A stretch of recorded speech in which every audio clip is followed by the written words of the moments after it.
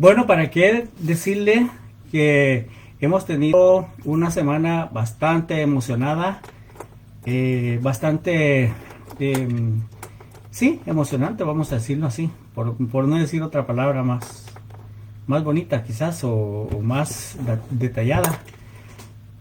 Primero, porque podemos decir que Dios ha sido bueno con nosotros. Eh, Siempre estoy poniendo esa música porque, como le dije la otra vez, esa música está programada para marcarme cuando ya estoy terminando. Porque a veces me emociono tanto y casi siempre me emociono y se me va el tiempo y no quiero cargarlo a usted, no quiero cansarlo mucho a usted. Esta es la semana número 140 de nuestras conversaciones. Se oye así como 140, pero han sido semana tras semana de estudios, de lecturas, de aprender, de desafiarnos respecto a los horarios.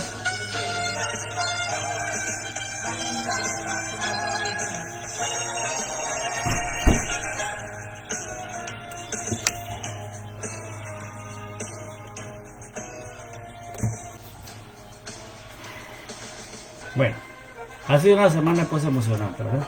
Es la semana número 140 y como le dije pues uno podría decir que no ha sido fácil, pero yo le voy a decir la verdad, sí ha sido fácil.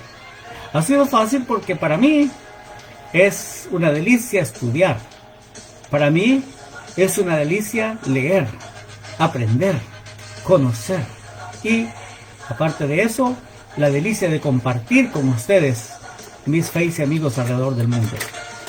Algunas veces he hecho comentarios aquí en la casa con mi esposa y también he hecho a veces comentarios con algunos de ustedes, amigos, con los que más de alguna vez hemos compartido notas y preguntas, interrogantes.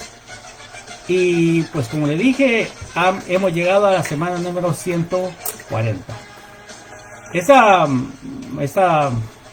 sábado, esta semana, este día, vamos a conversar acerca de los persas. Bueno, hablar de los persas es hablar de Ciro, del imperio aqueménida, de Darío, de los Jerjes, de los asueros, de Esther, de Mardoqueo, de Esdras, Nehemías, bueno, de Ageo, Zacarías, de Amalaquías, dejémoslo fuera porque ese todavía no, así como les decía yo a algunos niños cuando me decían, ¿y yo dónde estaba? Y yo les decía, no habías nacido todavía. No, yo sí, yo quiero haber nacido. Bueno, también estoy arribando a 39 años de vida cristiana. Ya en un par de semanas voy a cumplir 39 años de vida cristiana, de estudiar las escrituras, de compartir las escrituras con ustedes. Y sinceramente le digo, no tengo nada de que jactarme, de verdad, no tengo nada de que jactarme. Y si de algo me puedo jactar, de algo me puedo gloriar, es de la gracia del Señor que se manifestó en mi vida. Un 1 de octubre de 1984, esa gracia del Señor se manifestó a mi vida. Algunos de ustedes seguramente no habían nacido todavía, ¿verdad que sí? Algunos de ustedes, vos no habías nacido, usted no había nacido, tú no habías nacido todavía, pero ahora estás aquí y estás aquí siguiendo esta conversación, ¿verdad? Y qué bueno, bienvenidos a nuestros Face amigos alrededor del mundo, bienvenidos a los, vamos a decirlo, ciudadanos de la patria celestial. Para ya no decir tanto salvadoreño, guatemalteco, no, mejor ciudadano de la patria celestial es usted, ¿verdad? Igual que su servidor. Así que entonces, hablar de los persas, pues hablar de todo eso, ¿verdad? Y siguiendo la base que teníamos del libro de Daniel, capítulo 2, cuando Daniel está interpretando el sueño de Nabucodonosor, después de que él le ha dicho que Nabucodonosor es esa cabeza de oro que representa al imperio babilónico que solamente duró 70 años, le dice: después de ti se levantará un segundo reino que no tendrá la consistencia. Pero fíjense qué interesante, no tendría la consistencia porque está hablando de un metal de segunda categoría que es la plata. Pero sin embargo, aunque no tenía la misma consistencia, según las palabras de Daniel, a Nabucodonosor duró 200 y algo de años. Vamos a decir que desde el 538 hasta el 330. 330. ¿Cuántos años son? 200 años. 200 años duró este imperio persa. Hablar de los persas, pues, es hablar de Ciro el Grande, ya lo mencionamos bastante. Pero luego viene Darío. Y aquí es donde entra el detalle de la profecía. Primero, encontramos que en el primer año del reinado de Ciro, para que se cumplieran las palabras de Jeremías, Ciro ordenó que los judíos regresaran a su tierra. Pero es aquí que a la muerte de Ciro y en los días de Darío, el Darío que es ese rey que era hijo de Istapes, que era nieto de Ciro el Grande. Bueno, no, en realidad no era nieto, él no era familiar de ellos. Él se hizo pasar por descendiente de Aquemes, para que él se dijera que él pertenecía a la dinastía aqueménida.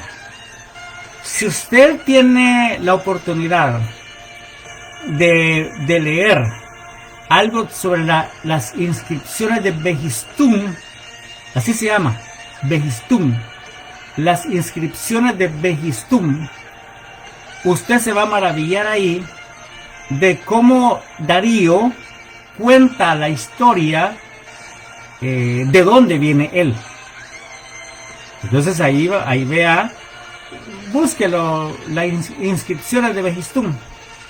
Fue una inscripción enorme que se encontró en una montaña y que creo que se llama Champollion, el hombre que descubrió eso y que se dio a la tarea se la pasó subido en un andamio colgado de la montaña, en un andamio colgado así, transcribiendo todos los textos, y luego se le llevó a un erudito que era experto en lenguas muertas y los lograron descifrar esa inscripción que se llama de Behistún. Así que búsquelo por ahí y va a ver, para que vea la historia que Darío creó para sí mismo, para hacer creer que él era perteneciente a la dinastía aqueménida.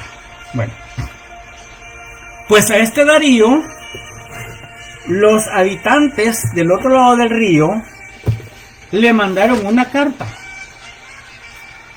donde en los días de este muchacho Esdras, en los días de Esdras, estos le mandaron una carta a Darío donde le decían que los judíos habían comenzado a reedificar la ciudad, el muro, el templo, y que esa gente eran rebeldes desde tiempos antiguos y que no convenía al rey que eso sucediera. Pero entonces Darío, vamos a decir lo que era más o menos el primer año de su reino, Darío empezó a reinar en el 522. Darío reinó del 522 al 486. Entonces, más o menos en el 521, recibió esa carta Darío y él se propuso investigar la veracidad de esa carta. Así que investigó en los archivos de Babilonia, porque a la sazón la cabeza del gobierno estaba en Susa. Susa era la capital de los elamitas. Entonces investigaron y sí, de verdad descubrieron que había un decreto de Ciro. Entonces ahora Darío en el 521 confirma ese decreto. Y no solamente confirma ese decreto, sino que ordena que se cumpla y que se les dé ayuda y que nadie impida a los judíos edificar la casa de Dios que están haciendo ahí. Y le dice que ¿cómo se llama? Que oren por la familia del rey. Eso es lo que dice en el libro de Esdras. Así que esa es una de las cosas importantes de Darío. Este Darío que aparece acá y que aparece en el libro de Daniel también, como el que constituyó a 120 sátrapas, fue de lo que hablamos la semana pasada. Usted se recuerda que construyó las caravanserai, que construyó autopistas, que fue el más grande administrador de la cosa pública que existió, que hizo hasta una moneda. Pero entonces ahora estamos relacionándolo con el libro acá de Esdras. Entonces ¿cómo se llama? Darío pues fue el primer rey que, como miró que no había manera de extenderse hacia el oriente, entonces puso su mirada en occidente y avanzó hasta las ¿cómo se le llama? Las costas del mar Egeo, y se embarcó hacia esa famosa batalla de Maratón.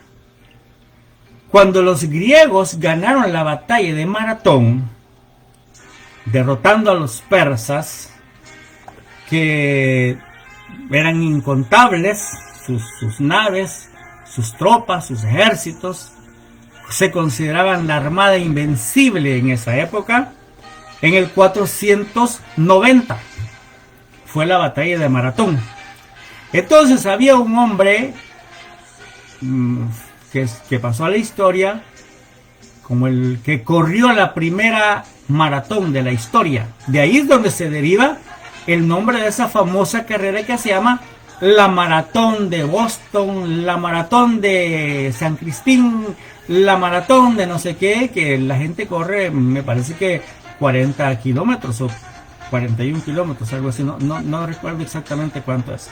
Pero la cosa es que Filipides ganó la batalla, ganó la carrera de maratón y llegó allá a Atenas en el tiempo de Pericles y dijo él que hemos ganado maratón.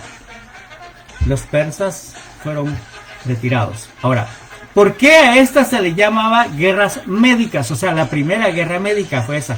Porque los griegos todavía tenían la idea de que los medos eran los que gobernaban aquel lado del mundo. Los medos, por eso de Media. No es que pelearon los doctores como yo sí creía antes. Yo pensaba, cuando yo decía primera guerra médica, decía, la guerra de los doctores. No, fue porque eran los medos. Los griegos le llamaban medos. Pasó mucho tiempo para que ellos se dieran cuenta que no eran medos, sino que eran persas y medos, ¿verdad? Así que por eso se llama la primera guerra médica, fue la batalla de Maratón, que fue ganada por los griegos. Aquí viene un detalle importante que lo encontramos en el libro de Esther. En el libro de Esther dice que en el año 486 comenzó a reinar el hijo de Darío, que se le conoce como Jerjes, pero también es el rey Asuero del libro de Esther,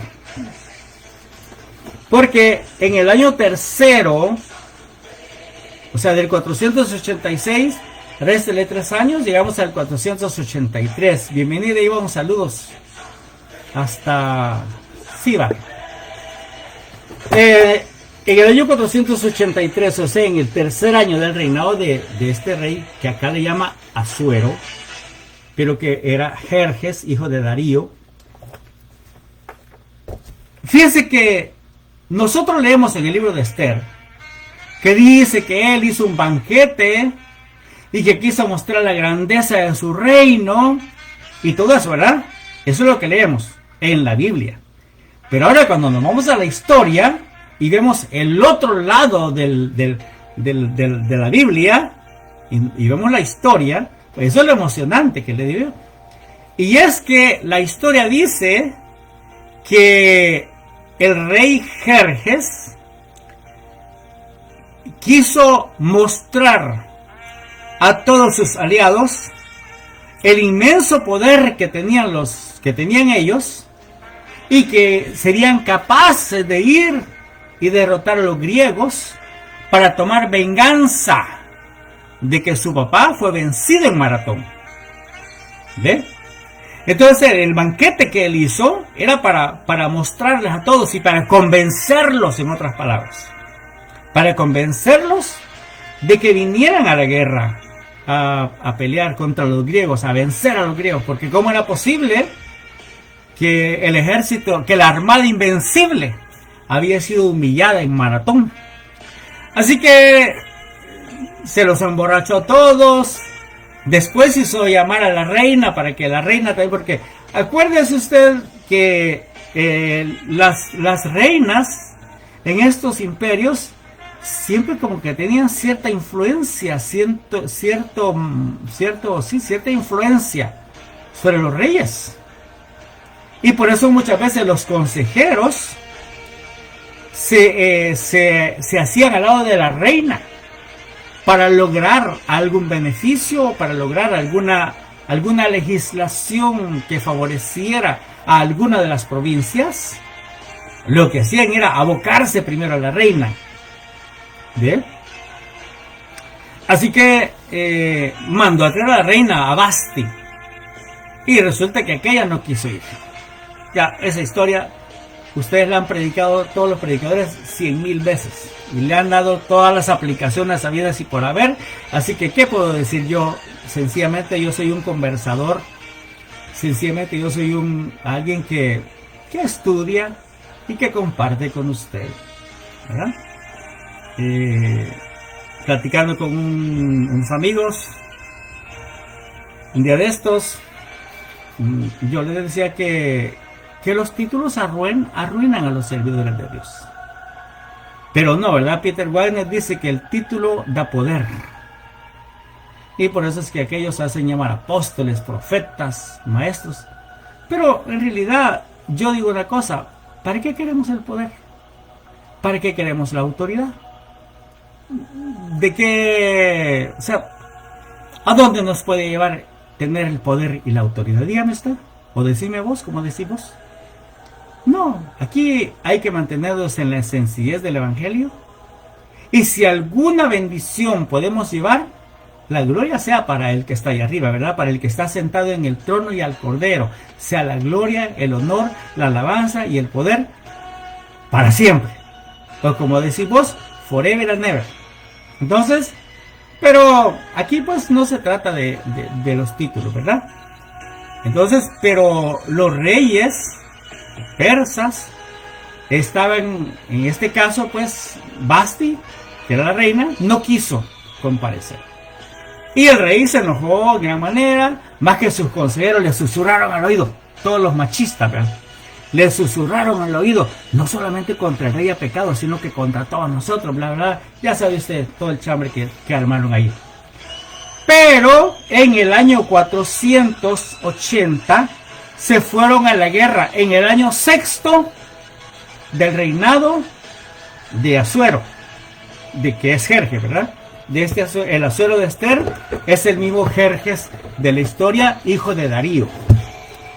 Entonces, en el año 480 se fueron a la guerra. Y usted ya sabe lo que pasó ahí, ¿verdad que sí sabe? No, hombre, las 300 naves persas. Yo tengo una fuente muy buena. una fuente histórica muy buena, Plutarco. Plutarco es un escritor buenísimo de el primer siglo de la era cristiana. Buenísimo. Él escribe un libro excelente que yo lo tengo por ahí.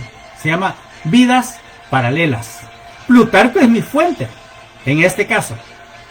Entonces, Temístocles fue el gran líder de los griegos. Elaboró una estrategia para derrotar a los persas con toda su armada. Mire, fíjense que los persas, dice la historia, que pusieron las naves así, juntas, una junto a otra, una junto a otra, y con todas las naves que tenían, hicieron un puente para que toda la caballería pasara al otro lado. O sea que póngale usted 250,000 tropas en más de 300 barcos. Bueno, 300 barcos fueron los que destruyeron. 300 barcos persas fueron destruidos y 40 barcos griegos fueron destruidos en esa famosa batalla de Salamina, donde el rey Asuero, ya lo dije la semana pasada, se sacó el cinturón y azotó al océano. Qué hombre furioso, ¿eh? Perdió la batalla de Salamina, la ganaron los griegos también. Otra vez. Segunda derrota. 2-1 diría aquel, ¿verdad? 2-0 diríamos nosotros. Así que aquí viene esta otra parte, mire, ¿ve? En Esther capítulo 2. Volvemos ahí, mire qué bonito. Pasadas estas cosas. Entonces uno nunca se puede estar. Usted amigo predicador, pastor, evangelista, profeta, maestro, apóstol, seguramente que sí, ¿verdad? Pero mire, pasadas estas cosas, ¿cuáles cosas? Y sosegada la ira del rey Asuero. Sosegada la ira. No, hombre, el rey no se llenó de ira porque Basti no quiso ir. No, si eso no, a eso a él no le movía el piso. Él ya había establecido lo que iba a hacer y punto. No, eso no le quitaba el sueño a él. ¿Verdad? Entonces, ¿cuál ira estaba sosegada? ¿Y cuáles cosas habían pasado? La batalla de Salamina. La derrota de Salamina, vamos a decirlo. La derrota de Salamina. Y ya cuando el enojo del rey pasó, se acordó de Basti. Se acordó,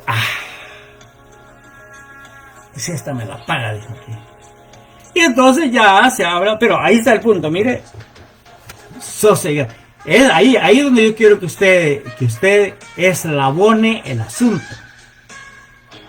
Después de estas cosas, y sosegada ya la ira del rey, ¿cuáles cosas diríamos? Pues yo se lo estoy diciendo ahora. Pasada la batalla de Salamina. Pasada la derrota de Salamina.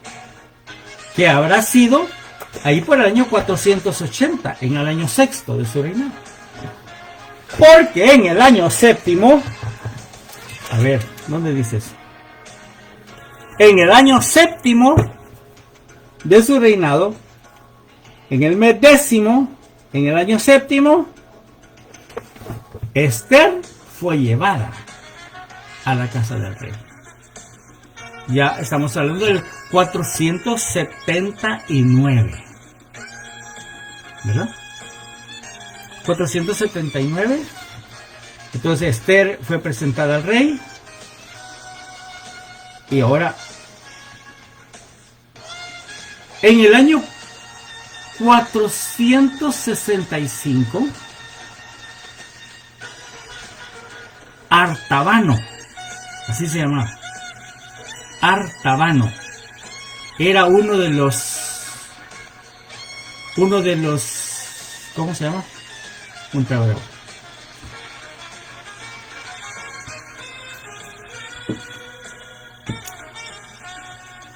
Artabano era uno de los, ¿cómo le dijera? Como de los cercanos del rey. Nunca esperes,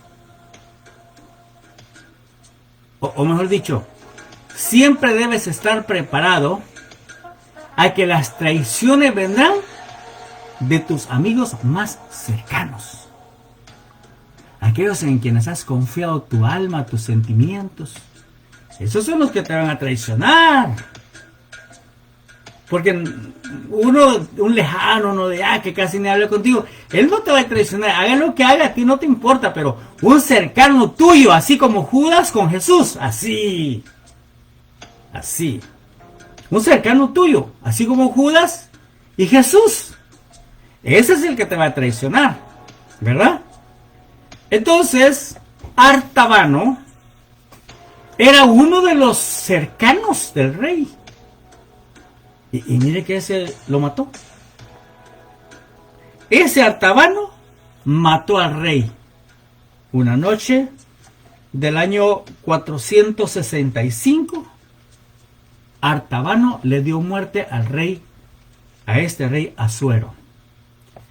Y puso en su lugar a Artajerjes, que era hijo de la primera esposa, no de Basti, sino de otra. De una de la primera, una de las primera o segunda esposa del rey. Entonces, Artajerjes es importante también para la historia y para la Biblia. Porque en los días de Artajerjes, año digamos 465, ¿verdad? Miren lo que pasa. Hay un detalle. Regresemos al libro de Esdras. Si ustedes no tienen la Biblia, no se preocupen. Ustedes después leen. Ustedes después tomen nota. Tranquilo, tranquilo. Entonces, cuando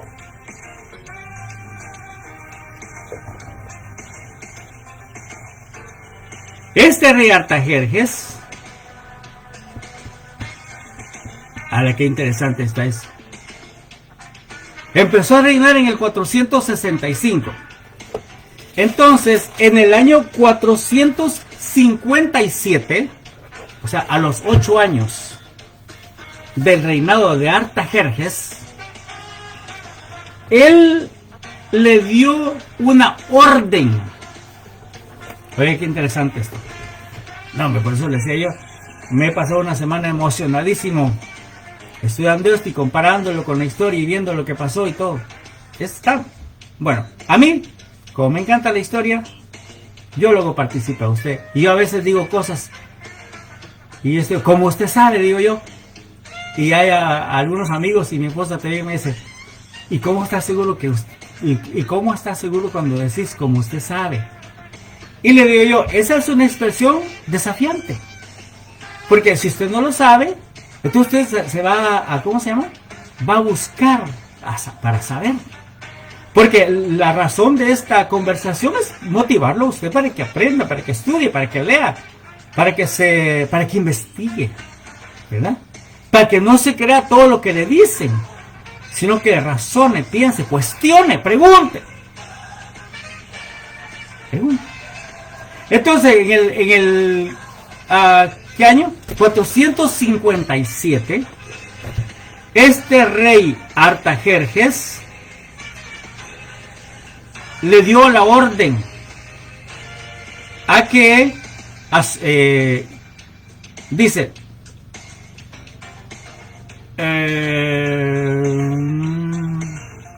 Artajerjes, rey de reyes, a Esdras, sacerdote y escriba erudito en la ley de Dios del cielo, paz. Por mí es dada orden que todo aquel en mi reino, del pueblo de Israel y de sus sacerdotes y levitas, que quiera ir contigo a Jerusalén, vaya. Porque de parte del rey y de sus 7 consejeros, eres enviado a inspeccionar Judea y Jerusalén conforme a la ley de tu Dios que está en tu mano. Y bueno, ahí dice todo, ¿verdad? Pero dice acá, en el verso 25, y tú, Esdras, conforme a la sabiduría que tienes de tu Dios, pon jueces y gobernadores que gobiernen a todo el pueblo que está al otro lado del río, a todos los que conocen las leyes de tu Dios y al que no las conoce le enseñarás. Y cualquiera que no cumpla la ley de tu Dios y la ley del rey, sea juzgado prontamente, sea muerte, a destierro, a pena de multa o prisión. Ese fue el decreto de Artajerjes en el año 457. Y algunos maestros bíblicos, se lo voy a decir para que vea que yo también he investigado algo, ¿verdad? Para que vea que no estoy parado en el aire, así como quien dice, así como el que se está ahogando, dando patadas de ahogado, decís vos. Entonces, este Artajerjes pues dio ese decreto y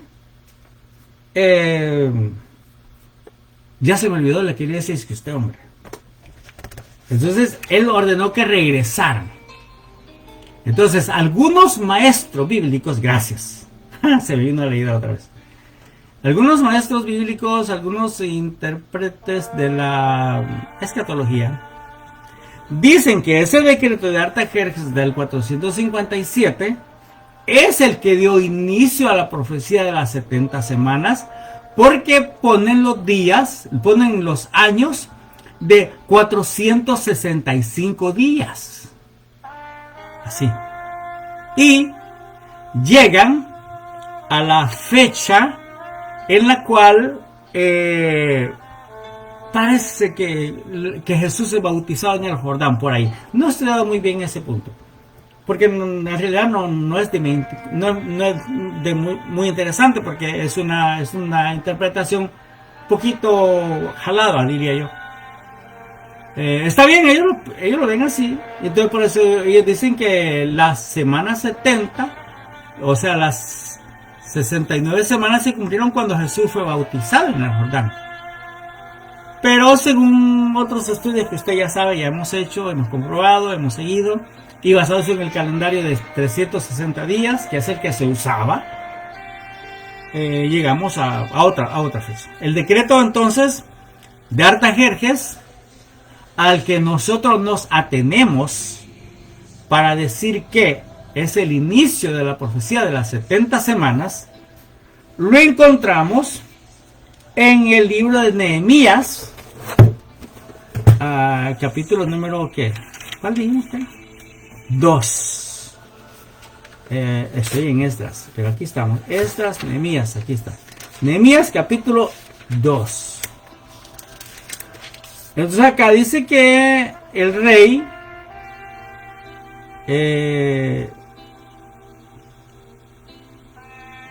dio la orden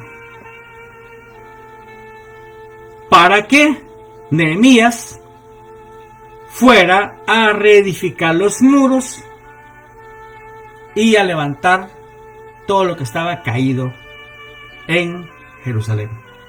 Año 445, en el año 20 de Artajerjes. ¿Y en qué año dijimos que empezó a reinar Artajerjes? Cuando mataron a Asuero, o a Jerjes. Cuando Artabano mató a Asuero, ¿qué año dijimos? 465. Y en el 457, o sea, en el 8º año de Artajerjes, él dio la orden para que Esdras vaya con un grupo de judíos al retorno. Entonces, ¿cuántos retornos hay, Eduardo? Bueno, por lo menos hay 3. El primero, en el año 538, por orden de Ciro el Grande. Y estos fueron guiados por Zorobabel. Ahí está.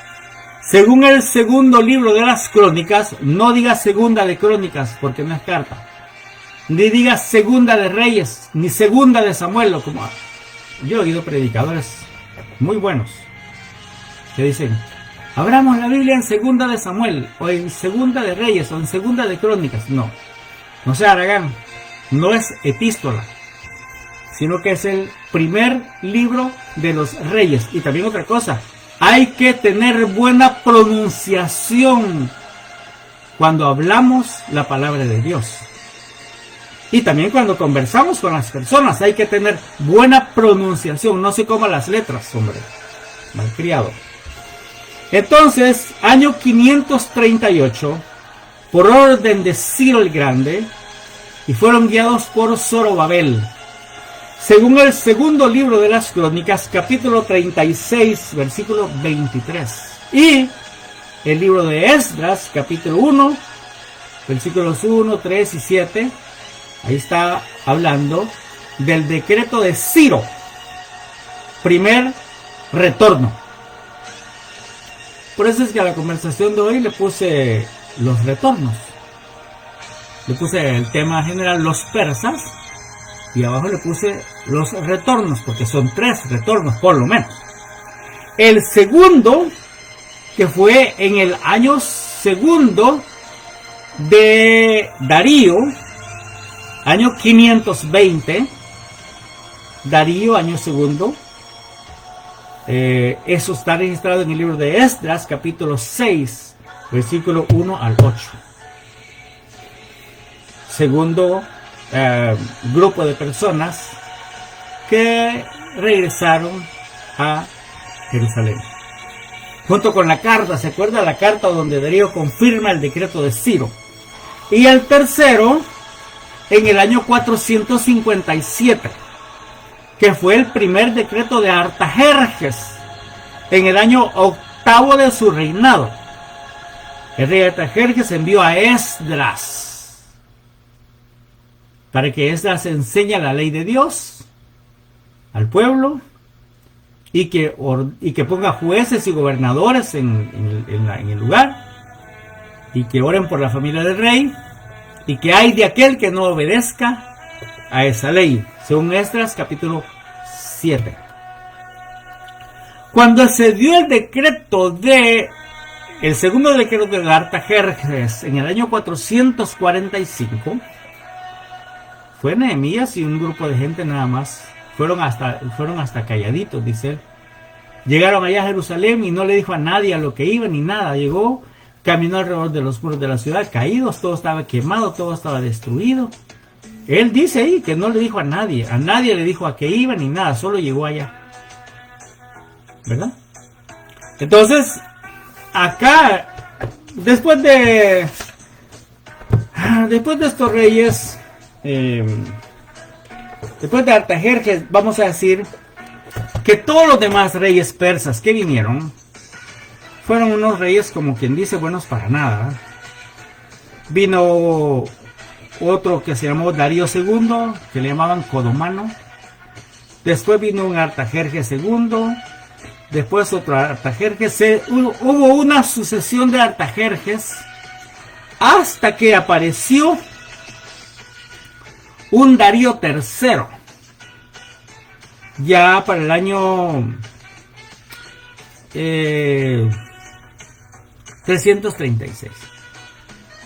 Pero lo que sucedía era que mientras estos reyesuelos, vamos a decirlo así, reyesuelos, porque no servían para nada,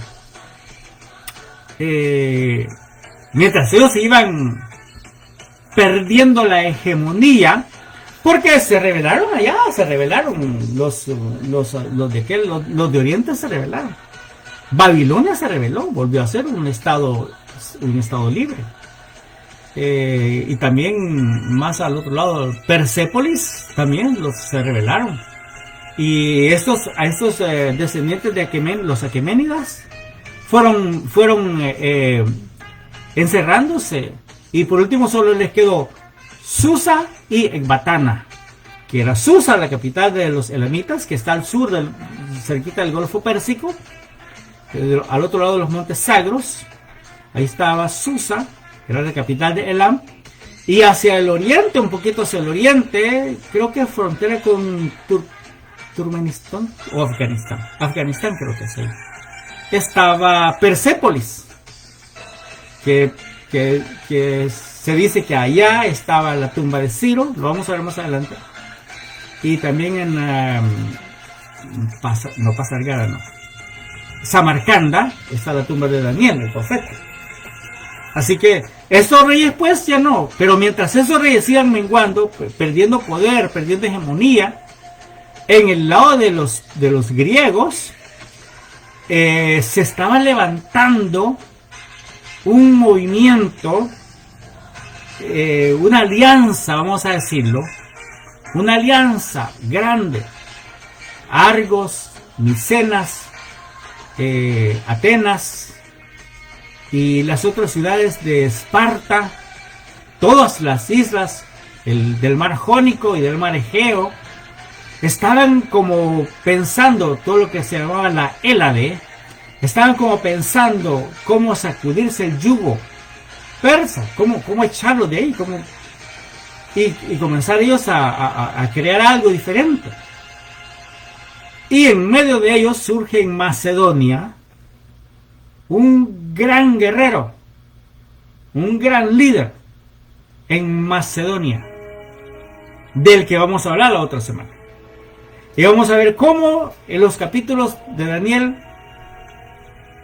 9, el 10 y el 11 y parte del 12 de Daniel nos van a mencionar estos detalles preciosos de la historia que sinceramente le digo, no sé cómo sería la sociedad ahora, la sociedad occidental, digamos, ¿verdad? No sé cómo sería la sociedad ahora si no hubiera existido esta barrera que se impuso al poderío medo-persa. Quizás nosotros hablaríamos parsi, quizás nosotros fuéramos iraníes, o seríamos aqueménidas. No tendríamos nada de griego, no tendríamos nada de la cultura griega. Quizás la base de nuestro idioma no sería el griego, las raíces griegas y latinas que ahora tenemos en nuestras palabras, sino que quizás serían raíces parsis o raíces aqueménidas, y quizás habláramos diferente, y quizás tuviéramos una cultura diferente a la griega. Porque, quieras o no, la cultura greco-romana es la que ha influenciado al occidente hasta aquí.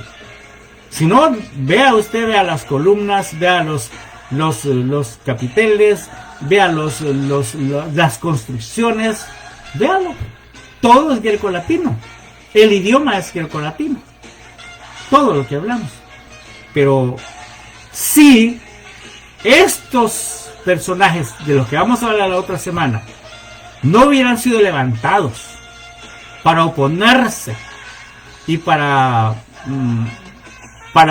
detener, para hacer una muralla ante el poderoso avance de los medopersas, porque los medopersas querían llegar hasta España si quieren.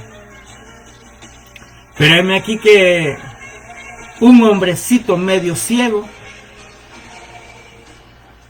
tuvo un hijo, que ese hijo se convirtió en el amo del mundo, y él fue el que helenizó, y por eso los países se llaman como se llaman. Imagínense usted, los países se llaman como se llaman porque este hombrecito, entre los 21 y los 32 años de edad, o sea, durante 10 años de edad, durante un periodo de 10 años, conquistó al mundo y cambió completamente la mentalidad del mundo entero. A eso se le llama el helenismo. De eso vamos a hablar la otra semana, si el Señor nos permite. Por ahora, amigos, feliz tarde. Es una bendición enorme, una satisfacción grande para mí haber llegado a estas 140 semanas de transmisiones. Qué lindo, por ello, emocionante. No ha sido una carga para mí, no ha sido un gran esfuerzo, para mí ha sido una bendición grande. He disfrutado de la gracia de Dios, he aprendido bastante, he podido compartir con usted, he conocido nuevos amigos de diferentes partes del mundo. Te conocí a vos, la conocí a usted, lo conoció a usted, a ti, allá donde está, en Bogotá, en Venezuela, en Ecuador, en Chile, en Centroamérica, todos ciudadanos de la patria celestial. A vos que estás también allá en San José, en Soyapango, a vos que estás allá en San Martín, a que estás en Cojutepeque, a vos que estás allá en el volcán de San Salvador, también a todos nuestros amigos, a vos que estás en San Miguelito, allá tomando café, a vos que estás en la colonia Costa Rica, a vos cuñado, a vos hermana mía, a vos tío, a vos primo, a vos que has estado pendiente de estas transmisiones. 140 semanas cumplimos ahora, gracias a la misericordia de Dios. Y yo espero no cambiar mi forma de ser, espero mantener mi ecuanimidad, no le voy a decir mi sencillez, porque sí le voy a decir que a veces peco de orgulloso, de verdad, a veces sí, a veces tengo un poquito de jactancia, pero me jacto de lo que sé, me jacto de conocer al Señor y de disfrutar de su gracia, de disfrutar de la salvación que Él me dio hace casi 39 años, como si fuera ayer, ¿verdad? Pero la gracia de Dios seguirá sosteniéndonos y nos meterá en la eternidad. A Dios sea la gloria para siempre. Felicidades, buenas tardes, adiós, salud.